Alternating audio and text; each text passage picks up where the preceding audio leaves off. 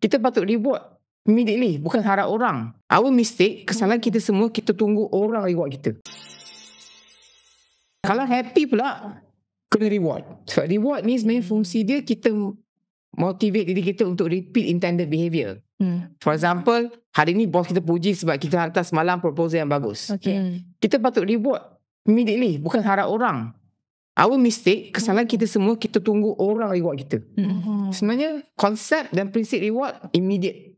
Kalau tak berkesan tu, saya selalu marah. Sekolah reward hujung tahun, immediate lah kan. Patutnya cikgu kelas tu kena reward. Even the small thing, right? Small thing, walaupun you lihat awal, cukup lah. Sebab apa? Sebab perasaan hari ni kawan-kawan yang tak buat kerja, you kemas, yang tak ada, pilih awal.